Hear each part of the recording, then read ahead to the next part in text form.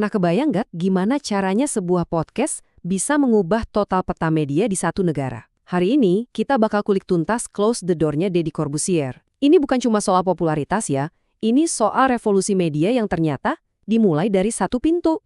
Oke, kita mulai dari angka yang jujur aja bikin geleng-geleng kepala. 17,2 juta. Coba bayangin, jumlah subscribernya ini udah lebih banyak dari populasi beberapa negara loh. Ini skala kekuatan Close the Door yang nggak cuma ngeguncang Indonesia, tapi juga panggung dunia. Tapi, ini bukan soal angka doang. Close the Door itu istilah kerennya disruptor, pengganggu yang mengubah aturan main. Acara ini benar-benar mengubah cara kita semua melihat konten YouTube dan mau nggak mau menetapkan standar baru yang harus dikejar sama kreator lain. Jadi pertanyaannya sekarang, gimana ceritanya sebuah acara yang mulainya dari nol bisa jadi raksasa media kayak sekarang? Yuk kita putar waktu sedikit dan lihat gimana semua ini berawal. Ini kisah yang inspiratif banget tentang gimana visi besar bisa lahir dari hal yang sangat-sangat sederhana. Coba deh kita bandingin. Dulu cuma modal webcam seadanya, soal audio nggak ngerti sama sekali. Sekarang jadi studio profesional dengan jutaan penonton setia. Transformasinya ini luar biasa banget dan nunjukin seberapa jauh perjalanan Close the Door. Dan inilah rahasia di baliknya. Sebuah filosofi yang kedengarannya simple tapi powerful banget. Mulai aja dulu. Mentalitas ini loh yang jadi kunci buat lepas dari jebakan perfeksionisme yang sering banget ngelangangin langkah pertama kita. Coba bayangin deh, rekamannya cuma pakai webcam, nggak ada kru, nggak tahu cara ngedit, dan pertanyaan buat narasumbernya ditulis di papan tulis kecil. Kedengerannya mustahil kan? Tapi ini justru ngebuktiin satu hal. Kalau konten lo punya nyawa, keterbatasan teknis itu bukan apa-apa. Tapi jelas, ini semua bukan cuma hoki. Ada formula rahasia di baliknya. Apa sih yang sebenarnya bikin jutaan orang ketagihan nonton obrolan di Close the Door?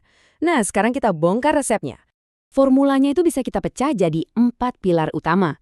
Ini nih fondasi yang mengubah obrolan biasa jadi konten yang bikin nagih. Siap? Oke, kita bedah satu persatu. Pilar pertama, riset, riset, dan riset. Seperti kata Deddy sendiri, kerjakan PR Anda. Ini bukan cuma baca Wikipedia 5 menit sebelum syuting ya. Ini tentang benar-benar nyelam ke dunia tamunya. Paham apa yang bikin mereka ketawa, marah, atau bahkan terharu. Inilah bedanya pertanyaan basa-basi sama pertanyaan yang ngebuka jiwa. Pilar kedua, dan ini krusial banget. Ini bukan wawancara. Coba lihat bedanya. Wawancara itu kan kayak ngisi kuesioner ya. Nyari jawaban.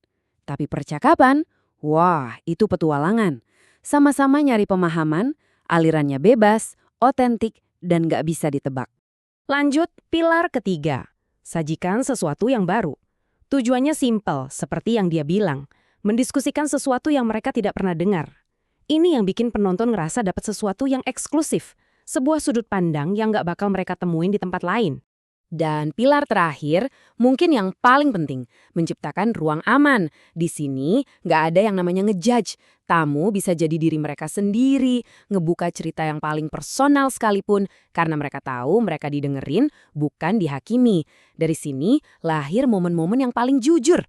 Nah, dengan formula sekuat ini, pertanyaannya kan kapan momen ledakannya? Setiap fenomena besar pasti punya tipping point-nya kan? Titik balik yang mengubah segalanya. Buat Close the Door, momen ini benar-benar ngubah permainan. Kita lihat deh lintasannya yang kayak roket. Awalnya sederhana, puluhan ribu penonton. Terus, jeder, episode Livi Zeng meledak sampai jutaan. Tapi puncaknya, pertandingan catur Dewa Kipas. Momen inilah yang bikin Close the Door bukan lagi sekedar podcast, tapi udah jadi fenomena nasional. 1 juta penonton, live, buat nonton catur di YouTube. Gila kan? Angka segitu tuh bisa nyaingin siaran final acara TV paling top. Ini momen bersejarah waktu sebuah kanal YouTube ngebuktiin kalau mereka bisa head-to-head, bahkan ngalahin raksasa media tradisional. Jadi, cerita Close the Door ini sebenarnya lebih besar dari satu podcast. Ini tuh kayak gempa bumi di landscape media. Batasan antara kreator independen sama stasiun TV raksasa sekarang udah mulai runtuh. Kita lagi menyaksikan lahirnya sebuah era yang sangat sekali baru. YouTube sudah lebih dari TV. Dulu, kalimat ini mungkin kedengerannya agak sombong ya, tapi sekarang ini udah jadi fakta. Dan Close the Door adalah bukti hidupnya. Kita semua sebagai penonton udah nggak nungguin jadwal siaran lagi. Kita yang milih mau nonton apa, kapanpun kita mau. Kenapa YouTube bisa menang? Ya bayangin aja, di satu sisi ada TV tradisional yang terikat aturan penuh skenario. Di sisi lain ada YouTube, penuh warna, bebas, otentik. Kreator bisa jadi diri mereka sendiri, dan itulah yang kita, penonton, cari sesuatu yang real. Jadi, apa pelajaran utamanya?